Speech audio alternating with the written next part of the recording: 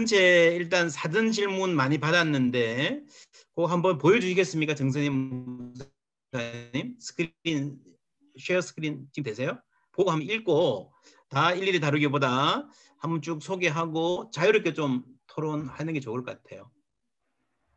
정선임 목사님 할 수 있으면 쉐어해 주시고 제가 일단 읽어볼게요. 읽는 동안에 쉐어할 수 있으면 쉐어해 주시면 좋겠고요. 제가 그냥 일단 7개 질문인데 쭉 다 읽겠습니다. 읽고 하나하나 다 대답할 시간 아마 없을 것 같고요. 좀 소화해서 필요한 부분 우선순위들 정하셔서 체크해서 말씀해 주시면 감사하겠습니다. 첫 번째, 개인이 꾸준히 실천할 수 있는 공동선을 위한 행동이 있다면 무엇일까요? 그리고 사회 혹은 개인이 공동선을 추구 혹은 행하지 못하게 하는 장애물이나 편견이 있다면 무엇인지 궁금합니다. 두 번째, 호혜성을 넘어 연대성을 지향하는 정의. 예, 천판사님 책에 나온 내용입니다. 국가적인 재난 상황에서 일부 교회가 비상식적으로 행동하여 사회적으로 무리를 일으키고 있습니다. 같은 크리스찬으로서 어떠한 연대성을 가져야 하며 그에 따른 행동은 어떠해야 정의로울까요? 우리끼리의 좋은 삶이 아니라 사회공동체, 국가공동체의 좋은 삶이 우리의 세계관과 맞지 않을 때는 호혜성과 연대성을 어떤 무게로 가져야 할까요? 세 번째, 법과 신학이 공통으로 이루는 선은 어떠한 방법이 있을까요? 현재 한국의 사태의 한국 의사파업 같네요. 한국 의사파업, 코로나 사태, 차별금지법 관련 사태를 어떻게 바라보는 것, 그리고 어떤 방향이 최선일까요? 아르투 카우프만의 법 철학에서 다루어진 가치에 관한 해석학적 접근을 통해서 세상의 가치 안에서 복음에 기초한 하나님의 공의가 온전히 드러나는 판결이 가능한지 여쭙고 싶습니다. 예, 현실에서의 공리를 추구하는 법정적 정의가 하나님의 공동성과 어떻게 조화가 될 수 있을까요? 여섯 번째, 기독교와 정치의 올바른 상호작용, 차별금지법에 대한 중립적이며 법리적 분석, 긍정성과 부정성과 그 한계에 물어오셨고요. 일곱 번째, 개신교의 교리와 공동성의 내용이 충돌될 때 그리스도인들은 어떤 태도를 가지고 접근해야 할까요? 동성애나 낙태 문제를 예로 드셨습니다. 예, 이 질문들 쭉 보시고 대답할 우선순위 정하셔서 자유롭게 두 분 대답해 주시면 감사하겠습니다. 제가 먼저 하겠는데요. 지금 7가지가 너무나 어렵습니다. 짧은 시간에 예. 안 하셔도 됩니다. 뭐 어차피 시간 정해져 있어서. 예. 사실 이 주제는 심도 있게 논의를 해야 될 주제입니다. 이렇게 전체가 상호 연관성을 가지고 있습니다. 다른 거로 접근해 보겠습니다. 우리의 삶이 제 책에도 보면 투쟁의 삶이 있고요.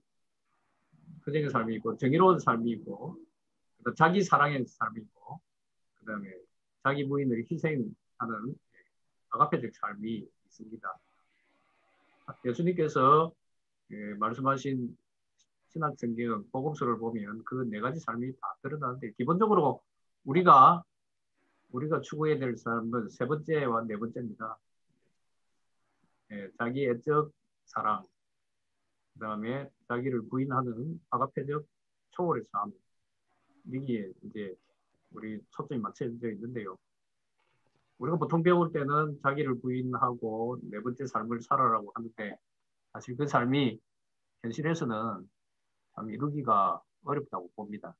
그래서 이제 결국은 아까 제가 서두에 발제에서 말씀드렸듯이 공동선이라는 것은 하나님의 삼위일체적 선, 최고선을 닮아가는 것인데요. 이 공동선을 이루기 위해서는 어떤 사람은 이익을 취득할 수도 있고 어떤 사람은 희생을 할 수도 있습니다. 그래서 호혜성이라는 것이 결국은 엄격한 상호주의를 바탕으로 합니다만 연대성은요. 이게 내가 뭔가를 내어놓을 수 있는 내가 손해보더라도 뭔가를 내놓을 수 있는 이런 것을 지향하는 것을 의미합니다. 그래서 자유주의와 자율성을 중요시하는 선이 없는 정의론자들은 엄격한 호혜성을 강조합니다만 우리는 이타성을 지향할 수 있는 오히려 자기 희생을 할 수 있는 연대성을 강조해야 됩니다. 근데 연대성 강조할 때 이제 문제가 생깁니다. 연대성은 결국 연대라는 이 공동체의 묶음을 전제로 할 수밖에 없고요. 이 묶음이 좁아지면 교회 내에 저희들 기독교 신자로만 정해져 버릴 수가 있고요. 이렇게 되면 바깥 사람들은 우리 공동체의 밖에 있는 존재는 경계 밖의 존재가 됩니다. 경계 밖의 존재는 결국 배타성을 띌 수밖에 없습니다. 그래서 예수님께서 선한 사마리아인을 통해서 우리에게 제시한 삶은 우리의 경계를 뛰어넘으라는 겁니다. 그렇지 않고서는 결코 지금 오늘 여기 7가지 문제들 절대로 해결할 수가 없습니다. 경계를 뛰어넘는 삶이 어떤 것이냐? 그건 아까 말했듯이 우리 4가지 삶 속에서 마지막으로 자기 희생의 삶을 어떻게 살아갈 것이냐인데요. 이것은 각 개인의 실천적인 영역에 있다고 봅니다. 아까 박영호 목사님께서 말씀하셨듯이 정의라는 것은 제도적 정의가 있고 실천으로서 정의가 있고요. 성품으로서 정의가 있습니다. 우리가 최종적으로 이루어야 될 것은 성품으로서의 정의입니다. 그 성품은 누구를 최종적으로 예수님을 닮아가야 되는데요. 그 과정에서 모든 사람들이 예수님의 삶을 다 닮아갈 수는 없습니다. 각자의 삶의 기준을 가지고 삶의 역량을 가지고 삶의 모습을 다르게 살아가는데 바깥에서 볼 때는 기독교인들이 일사불란하게 한 가지의 모습을 안 보이니까 자꾸 비난을 받는데 우리 스스로도 거기에 대해서는 자극을 해야 됩니다만은 바깥에서 이렇게 접근해 올 때 어떻게 대응할지도 한번 고민을 좀 해주셔야지만이 해결할 수 있습니다. 그리고 코로나 사태 때 예배 드리는 문제라든지 차별금지법 문제라든지 낙태 문제라든지 이런 거는 대책이 기본적으로 우리가 어떤 입장을 취해야 되는지 선의 있는 정의론이 뭔지를 제가 언급해놨습니다. 강론을 통해서는 한 책을 더 써야 되는 문제인데요. 일단은 기본적인 틀은 제가 제시해놨으니까 그 틀 내에서 우리 삶이 배타적이지 않고 열려있는 예수님의 공동체를 만들어가는 게 뭐냐를 각자의 삶 속에서 노력하고 접근해야 되지 않을까 그런 생각합니다. 예, 감사합니다. 말씀 들으면서 생각나는 게 요즘에 한국 사회의 가장 큰 화두가 공정인데요. 공정이라는 말을 굉장히 많이 하는데 내가 손해 볼 수 없다는 공정으로 돼 있고 뭐 양보하고 사람의 공동체를 이끌어가는 부분은 약한 것 같아서 기회가 되면 여기도 연구도 하고 좀 토론도 해보면 좋겠다 싶습니다. 송영호 목사님 하실 말씀 있으면 질문 보시고. 네, 그 질문 하나하나를 다 하기는 좀 시간적으로도 그렇고 뭐 또 연구를 더 해야 되는 부분도 있고 그런데요. 전반적으로 이걸 좀 뭉뚱그려서 제 나름의 조금 말씀을 좀 드리고 싶은 걸 좀 하겠습니다. 일단은 지금 뭐 우리나라도 그렇고 이제 미국도 그렇고 굉장히 이제 정치 갈등, 사회 갈등이 심합니다. 특별히 그 예를 하나 들자면 이제 코로나 터진 다음에 우리나라도 정부에서 방역을 하는 거에 대해서 이제 뭐 찬성하는 사람, 반대하는 사람 너무 과하다, 아니면 뭐 그래도 필요하다, 이거 갖고 지금 굉장히 다툼이 이제 많이 있죠, 갈등이. 근데 미국도 그렇습니다. 미국도 지난번 조지 플로이드 사건 이후에 그 미국 경찰이 질서를 회복해야 되는 그 권한을 많이 써야 된다라고 주장하는 쪽이 있고, 아니면 이게 너무 과잉 접근이다 이렇게 해서 이제 공화당, 민주당 간에도 이게 굉장히 정치적으로 이제 분열이 이제 심각합니다. 그런데 미국도 그렇고 우리나라도 그렇고 이제 세상 모든 나라가 마찬가지인데, 이렇게 어떤 자유, 또 권리, 의무 이런 것들을 다 주장하고 거기서 연대를 강조하고 이제 여러 가지 목소리들이 있는데, 이런 것들이 이제 갈등을 해결할 수 있는 가장 중요한 건 기본적으로 시민 질서의 이제 수준의 문제인데요.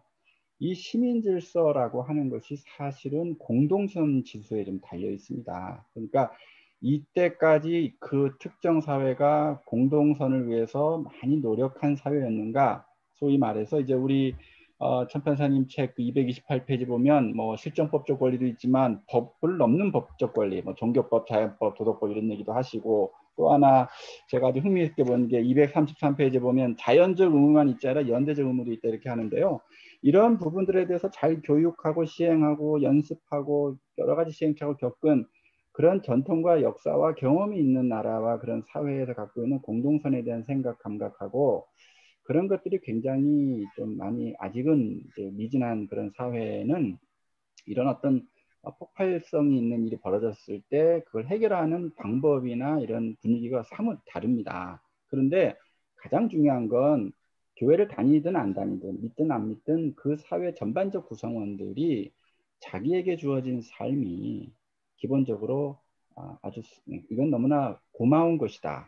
우리 기독교식으로 얘기하면 과분한 것이다.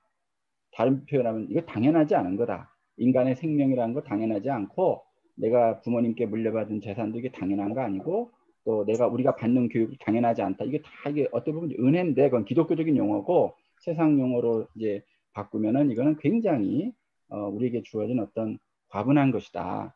어떤 이런 감사의 마음, 이런 공동체적인 연대, 이런 기본이 좀 떨어지면 떨어질수록 소위 말해 일반 은총에 대해서 우리가 그거를 인지하든 인지하지 않든 기독교적 식으로 그러나 일반 우리가 도덕과 양심으로도 그 일반 은총을 우리가 많이 감각하고 느끼는 만큼 공동의 선이 올라갑니다. 이게 수준이.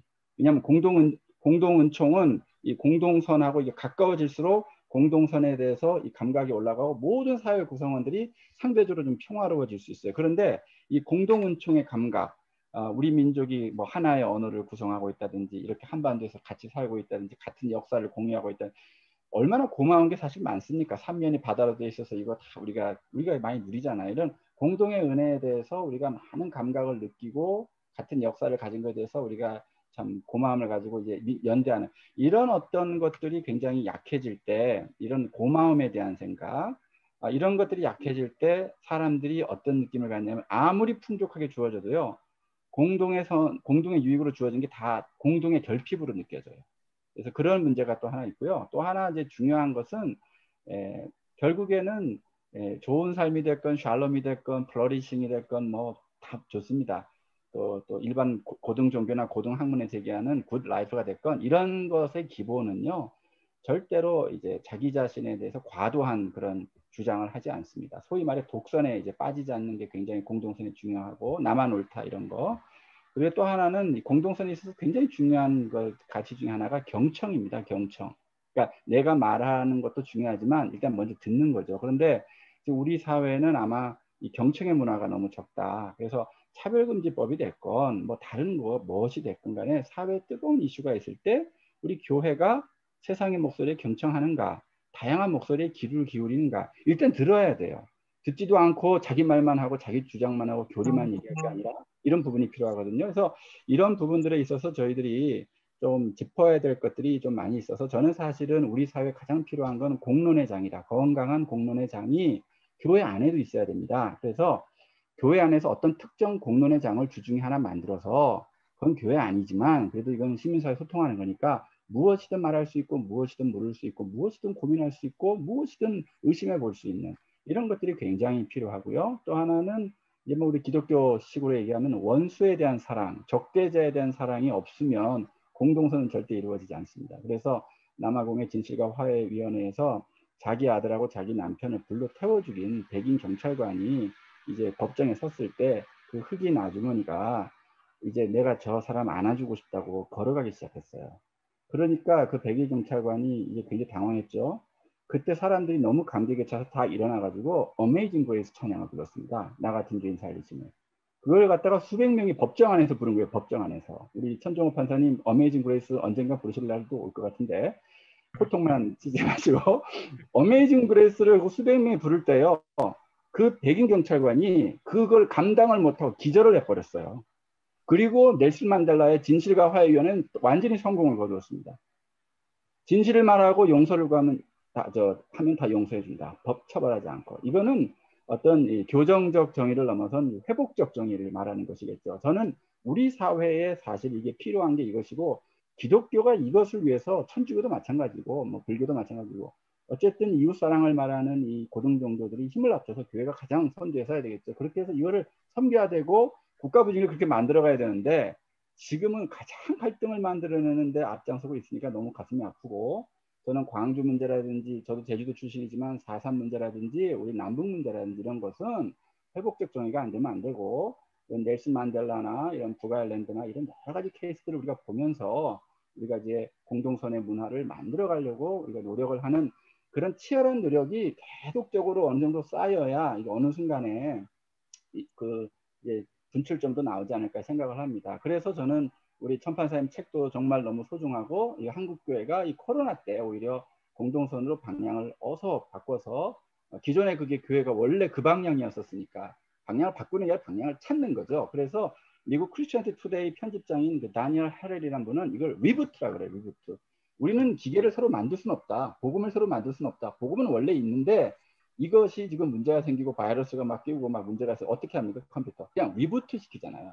그게 리폼이라는 거예요. 다시 폼 잡아주는 거예요. 리부트가 누구의 용어죠? 이름? 리부트. 저 다니엘 헤럴이라고 예. HARREL 다니엘 헤럴이라고 지금 크리스천 투데이 편집장이 이번에 아, 기부한 글에 보니까 그 이제 리부트 해라 이런 얘기를 해요. 그래서 저는 우리 공동선으로 리부트를 해야 아마 초대교회 모델, 그다음에 성경의 모델로 찾아서 우리 사회의 회복적 정의를 위해서 나갈 때 교정적 정의 뭐 다른 거 여러 가지 세상에서 할 수 있는 것들은 세상에서 하도록 하고 이 제2용법은 그건 시민사회에 어느 정도 맡기고요. 존중하고 우리가 해야 될 거는 제3용법이 아닌가 생각하고 우리 그리스도인들은 날마다 제1용법 나는 죄인으로서이다. 우리가 부족했다. 저는 돌아봐야 된다. 예. 감사합니다. 아주 뭐 정말 열띤 재밌는 토론이고요.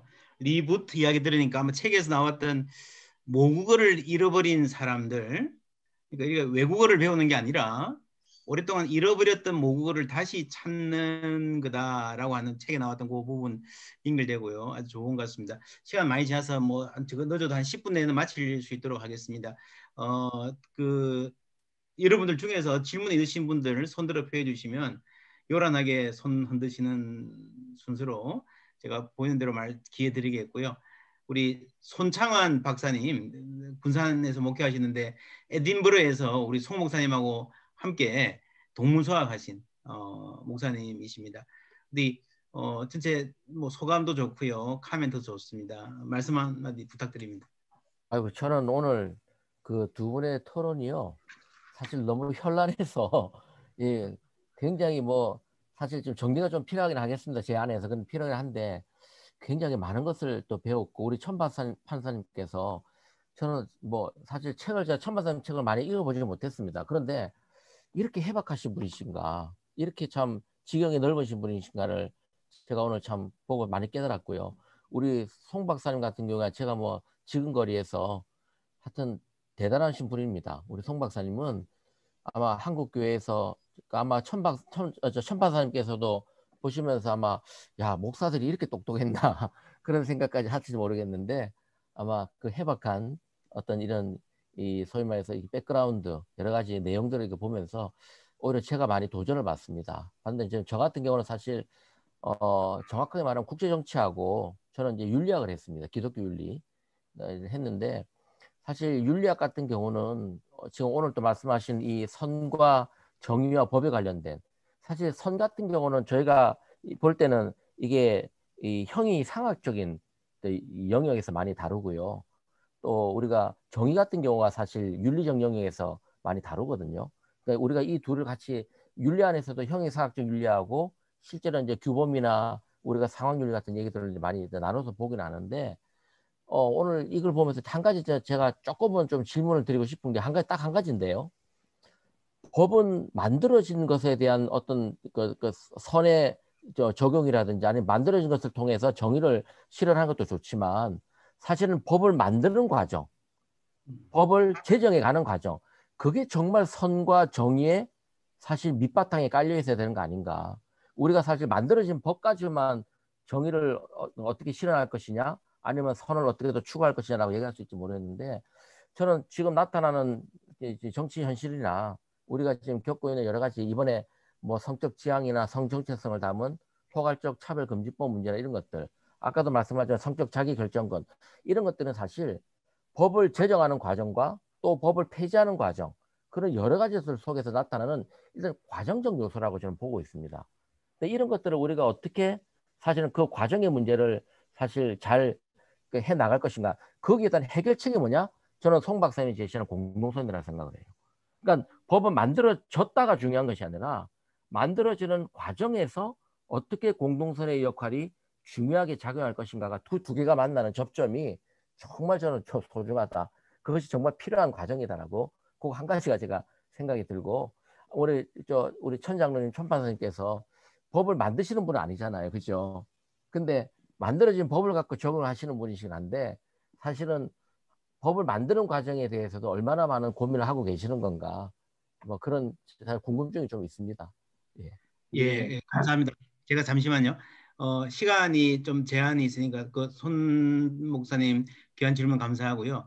시간이 제한이 있으니까 우리 여러분들 중에서 하실 말씀 있는 분 한두 분 더 들으시고 종합적으로 대답해 주시는 게 좋을 것 같아요. 혹시 하실 말씀 있으시면 말씀해 주시면 감사합니다. 박영호 목사님, 예, 예. 저기 지금 우리 들어오신 분들 중에 우리 예, 조영래 교수님 계신데, 조영래 교수님. 예, 조영래 예. 교수님 보세요. 저기 국민일보에서 오랫동안 편집인도 하시고, 예, 예. 지금 조영래 교수님 그 좀 커멘트랑 언론과 공동선 좀 관점으로 해서 오늘 좀 느끼신 점 좀 얘기 한번 해주시면, 제가 좀 초대를 예, 했는데 예, 예, 조영래 예, 교수님 그거 좀 감사합니다. 켜주시죠. 예, 음소거 한 말씀 예, 좀. 예. 조영래 교수님 말씀 국민일보 편집장 듣고요. 오랫동안 하셨습니다. 조영래 교수님 말씀 듣고 우리 예, 김진철 예. 목사님 질문 있으면 해주시고요. 그렇게 마치면 되겠습니까? 예, 두 분 패널 반갑습니다. 예, 뭐 따로 뭐 제가 코멘트할 내용은 아니고요. 뭐 오늘 이 자리에 두 분 말씀을 뭐 책으로도 만났습니다만은 직접 또 이렇게 말씀하시는 걸 들으면서 참 좋은 기회였다 이런 생각이 들었고요. 그래서 저도 제가 생각해온, 저도 뭐 그 교회에서 활동하고 있는 사람이지만 어떻게 제가 이 사회 갈등 많은 한국 사회에 어떻게 서로 상대 이야기를 들을 수 있을까? 그런 방법은 과연 뭘까? 이런 걸 늘 고민하면서 지금까지 왔는데, 공동선이 이제 그 중에 굉장히 중요한 키워드라고 늘 생각해 왔고, 그래서 오늘 손 목사님 말씀 또 그 천파사님 말씀 들으면서 또 같은 방향으로 이렇게 할 수 있는, 어깨를 걸고 갈 수 있는 분들이 이렇게 많구나 이런 생각이 들어서 굉장히 흐뭇하고 힘을 많이 받습니다. 고맙습니다. 예. 우리 김지슬 목사님 그 하실 말씀 있으면 한 말씀 부탁드립니다. 예, 좋은 배움의 시간이 돼서 너무 고맙고 감사합니다. 이제 한두 가지만 잠깐 얘기를 할 수 있다면, 그 공동선을 강조하면서 기독교의 이 가치관을 진선미적인 자연, 과학, 문화, 정치, 경제 또 이런 것으로 확대할 수 있다는 것은 굉장히 긍정적인 하나의 방향 전환이라고 보여지고, 또 개인적인 차원에서부터 공동체 관심까지 우리가 개방성을 갖고 접근하는 것이 너무 고맙고 아주 귀한 우리의 접근 방식이라고 생각이 듭니다. 근데 이제 공동선을 강조하면 강조할수록 서구에서 보여지는 이제 문제점이 바로 뭐냐면, 하나님 없는 공동선, 그러니까 우리가 얘기하고 있는 하나님이 지고선이라고 말을 하면서 하나님의 인격성은 사라지고 공동선이라고 하는 최고의 가치만을 추구하게 돼서 결국 다시 하나님 없는 윤리성으로만 멈춰서는 그 문제를 어떻게 해결할 것인가 앞으로. 이제 이게 큰 우리의 질문이면서 과제가 되지 않을까 하는 생각이 있고요. 두 번째는 공동선에 대한 가치관을 우리가 여러 가지로 지금 접근하는 방법과 주체를 얘기를 했는데, 사실 현실적으로 보면 누가 그것을 결정하는 것인가? 결국 그것을 공동선이라고 하면서 수많은 사람들이 그걸 이데올로기화한 우리의 과거 뭐 몇천 년 동안의 역사적 현실이 있거든요. 뭐 최근에 나타나는 뭐 현실은 뭐 말할 것도 없고요. 그럴 때 힘 있는 자가, 영적으로 힘이 있는 사람들이 교회 안에서 공동선이라는 명목으로 이데올로기화하면서 사유화적 힘을 발휘합니다. 또 정치 권력을 지닌 사람들이 공동선이라고 하는 테마를 앞세우면서 실제로는 자기 이익적인 탐욕의 권력을 지속시키는, 그래서 남을 통제하는 수단으로 이 공동선을 오용하고 남용하는 사례가 우리 현장 속에서 지금 반복이 되고 있거든요. 저는 이것이 너무 안타까운 거예요. 교회 안에서 왜 싸움하느냐. 다 공동선이라고 얘기를 해요. 내가 진짜 하나님이 원하는 가치, 지고선을 향해서 달려가고 있다. 이 여야의 정치, 그래서 저는 힘 있는 자가, 영적으로 힘 있는 자든 권력적으로 힘 있는 자든 법적으로 힘 있는 자들이 사람을 자꾸만 편가름하고, 그리고 이것을 통해서 미움과 적대감을 증폭시키면서, 그러나 늘 말할 때는 공동선, 내가 얘기하는 것이 가장 공동체를 위해서 최고의 가치관을 갖고 있는 그 방향성이다라고 이 공동선을 오용하는 이 위험성이, 저는 이게 전체주의로 가거나 민족주의로 가거나 국가주의로 가는 위험성 속에 또 교회가 사유하는 영적 지도자들의 이 그 잘못된 이 사고의 문제성 속에 자꾸만 부각이 되거든요. 저는 제일 안타까운 게 그거예요. 이 공동성리라는 게 지금까지 말씀하신 것으로 보면 우리가 너무나 좋은 최고의 가치관을 향해서 가는 것 같이 우리가 보여지는데, 그것을 남용하는 이 현실적인 문제를 어떻게 우리가 극복해야 되는가. 이 점에서 힘 있는 자들의 이 가치 판단, 공동선이라고 하는 명목을 갖고 이 부분을 들춰내지 않으면, 이것을 다시 재평가하지 않으면 공동선을 이용한 이게 사람의 편가름과 연약하고 가난한 자, 고아와 과부들이 갖고 있는 그 아픔을 실현해주는 그런 창구를 잃어버리는 이 전체주의적 사고 속에 들어갈 위험성이 너무나 많다는 거. 그래서 이 부분은 사실은 우리가 신학자고 법학자니까 굉장히 아주 이게 아주 뭐라 그럴까요? 편리하고, 그러나 이 권력을 탐하는 사람들이 영적으로나 권력적으로 정치적으로는 얼마나 위험한 일들을 지금 행하고 있는가. 근데 이제 그것이 너무 가슴 아프게 다가오고, 이것을 바르게 판단하지 않으면 공동선이라고 하는 그 주제 때문에 우리의 비판적 사고가 매몰되고 침묵되고, 그리고 변화와 개혁의 자리를 놓칠 수 있는 그런 위험성이 계속 상존하겠다. 이 점을 다시 한번 이렇게 되돌아보게 됩니다. 예. 예, 사실 예수님도 굉장히 편파적인 발언을 많이 하셨잖아요, 그죠? 예. 근데 가난한 자를 위한 편파적인 예수님도, 발언이었거든, 그거는. 예수님도 굉장히 편파적인 당파성 뭐 이런 발언들이 많으시기 때문에 아주 중요한 주제인 것 같습니다. 우리 한국 교회에서 제일 많이 남용되는 게 우리 김철 목사님 말씀처럼 공동선도 남용되지만 은혜, 은사, 구원 이런 거 다 남용되고 있지 않습니까? 그래서 그래서 우리 저 세 분 말씀하신 거 반응 겸해서 소 목사님 말씀 끝내신 김에 먼저 답변 겸 파이널 코멘트 해주시고, 우리 천장로님, 천판사님 마지막 답변 겸 마지막 인사해 주시고 그렇게 이어가겠습니다. 예, 소 목사님 죄송합니다. 예, 네, 아니요, 저기 감사합니다. 저는 김철 목사님 말씀에 너무 공감이 많이 되고요. 공동선은 남용될 수밖에 없는 게 이게 은혜, 은사, 구원, 번영 이런 거랑 다 연결되어 있는 개념이거든요.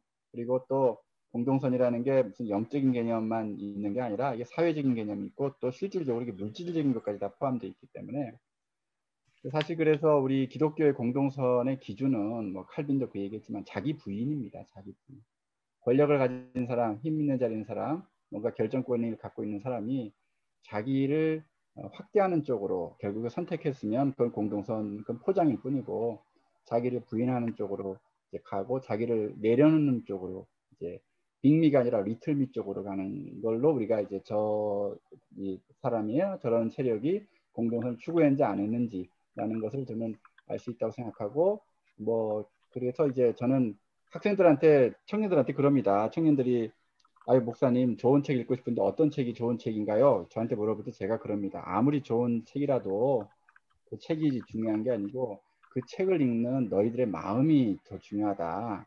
너희들 마음이 그게 좋은 마음이라야 어떤 책을 읽어도 그게 좋게 소화될 수 있다는데, 저는 이 공동선이 그렇게 좋은 밭에 감춘 보화임에도 불구하고 이건 아마 자칫 잘못하면 아까 김철 목사님 말씀하신 것처럼 그 저기 반지의 제왕에 나오는 반지의 포장으로도 쓰일 수 있고 많이 써왔습니다. 사실은. 그래서 공동선인지 아닌지를 분별할 수 있는 그 영적인 분별이 중요한데, 그 분별에는 저는 이제 경청, 그리고 자기 포기, 그리고 어떤 자기의 대적에 대한 어떤 원수 사랑, 이런 예수님이 얘기했던 특별히 그 황금률 같은 거, 이런 아주 중요한 단서들이 있거든요. 그래서 그런 단서들을 가지고 우리 교회가 분별하고 또 사회에서도 분별할 수 있도록 해나가는 게 필요한데, 일단은 죄 많은 세상이라서 쉽지 않습니다. 기울어진 운동장이라서. 그래도 저희들이 이게 우리가 해야 될 역할을 하고 있는 것이 저희들은 소명이기 때문에 그래도 한 걸음씩 하면 저는 충분히, 그래도 중요한 거는 이 세상을 우리가 뭐 지상낙원으로 만든 게 아니지 않습니까? 우리가 다시 오실 주님을 기다리면서 우리의 역할을 해나가는 거니까, 그런 면에서 굉장히 중요하다고 생각합니다. 예, 감사합니다. 그 기울어진 운동장이라는 말씀 마지막에 나왔는데, 아마도 손창환 목사님 질문하신 법을 만드는 과정에서의 정의, 이거 뭐 너무 긴 주제이긴 하지만 연결도 될 수 있을 것 같아요. 포함해서 천 판사님 간단하게 대답해 주시면 감사하겠습니다. 예, 민주주의는 누가 움직여가느냐? 결국 법치입니다. 법이 움직여가는데요. 우리나라를 보게 되면 법을 만드는 분들은 입법 국회의원입니다. 이제 300명의 국회의원들께서 법을 제정합니다. 그분들이 1600만의 국민들의 의견을 들으셔야 되는데, 그런 의견 수렴 과정이 과연 제대로 되어 있느냐, 이게 참 의문이고요. 두 번째는 그 중에 많은 분들이 기독교적 배경을 가지고 계신 분들이 계실 겁니다. 그러면 차별금지법이라든지 이런 법을 제정함에 있어서 단순히 반대를 위한 반대가 아닌, 적어도 공동선의 개념에서 자유주의의 권리가 아닌 공동선의 개념에서 이 법을 조명할 수 있도록 그 안에서 역할을 해주셔야 되는데, 그런 역할을 하는 데 있어서 우리가 얼마나 그분들에게 재교육을 했는지도 한번 짚어봐야 된다고 생각합니다. 만약에 법을 만들고 나면 결국 이제 위헌 제청을 하게 될 건데요. 위헌 제청을 하게 되면 결국 9분의 헌법재판소 재판관이 결정을 하게 됩니다. 다수를 차지하게 되면요, 그 법이 위헌 결정을 진보적인 성향의 분들이 다수를 차지하게 되면 우리가 그 법이 위헌이라 해도 위헌 판결이 나지가 않습니다. 결국 우리 사회를 움직이는 것은요, 300명, 299명의 국회의원들과 9분의 헌법재판소 재판관의 역할이 굉장히 큰데요. 그분들을 위해서 우리가, 교회가 적어도 기독교적인 소통을 할 수 있는 많은 자료들을 제공해 주시는 게 1차적으로 좋을 것 같고요. 마지막으로 말씀드리자면, 저는 차별금지법, 동성애, 낙태 문제 나올 때마다 예수님의 말씀을 인용하면서 그 답을 발언하는데요. 예수님께서 이런 말씀하셨습니다. 바리새인들이 예수님을 시험하게 하기 위해서, 예수님 모세가 이혼하는데 이혼 증서를 써주고 이혼하라고 했지 않습니까? 그러니까 이혼을 하는 게 맞습니까? 물어봤을 때 예수님 이혼 안 된다 했습니다. 아담과 하와의 그 이혼의 공동체를 만든 것은 하나님이기 때문에 안 된다 했는데, 그렇다면 역으로 그럼 왜 모세는 이혼하라고 하셨습니까? 했을 때 예수님의 답변은 너희들이 완악하기 때문에 그것을 가지고 악용하면 안 된다는 겁니다. 김지철 목사님께서 말씀하신 것처럼 공동선이란 이 공동체의 가치는 분명히 지켜야 되지만 그것을 가지고 악용하지 말라는 겁니다. 결국 우리의 답은 그 예수님의 그 말씀에 있다고 생각합니다. 원칙은 지켜야 됩니다. 그 선언해야 됩니다. 결과가 이혼한 사람들에 대해서는 우리가 왜 이혼했니? 조금 더 참지가 아닌 그 이혼한 분들을 우리가 품고 그들의 아픔을 함께하는 겁니다. 동성애나 낙태 문제도 원칙적으로 안 된다고 선언하면 됩니다. 그렇지만 결과가 그렇게 났을 때는 또 다른 우리의 완악한 모습을 드러내지 않도록 할 수 있는 방향을 찾아 나서는 게 기독교인의 참된 공동선의 모습이 아닌가, 그렇게 생각합니다. 예, 감사합니다. 우리 천정호 판사님, 송용훈 목사님, 오늘 정말 많이 배웠습니다. 좋은 토론, 또 질의응답 감사하고요. 무엇보다 또 좋은 책 써주셔서 감사합니다. 우리 감사 박수 한번 할까요? 예. 그리고 늦은 시간까지 함께해 주셔서 감사드립니다. 감사하고요. 우리 정선희 목사님께 마이크를 넘기겠습니다. 네, 말씀해 주신 것처럼 정말 늦은 시간까지 정말 너무 감사합니다. 네, 천 판사님 퇴근하시자마자 사무실로 이동하셔가지고 피곤하실 텐데 너무 감사하고요. 송 목사님, 또 박영호 목사님, 또 여러 함께 해주신 목사님들, 또 저희 미모건 가족 여러분들 너무 감사하고요.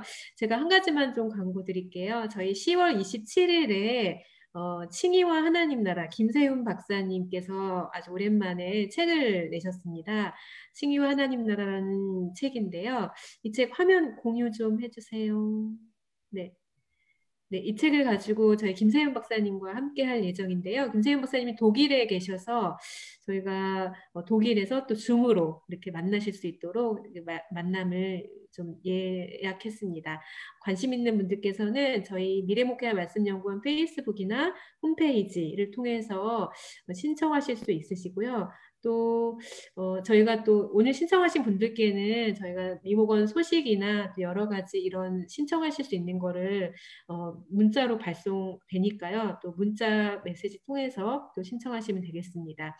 네, 이상이고요. 너무 감사합니다. 또 뵐 수 있도록 하겠습니다. 좋은 강의 다시 한번 감사드립니다.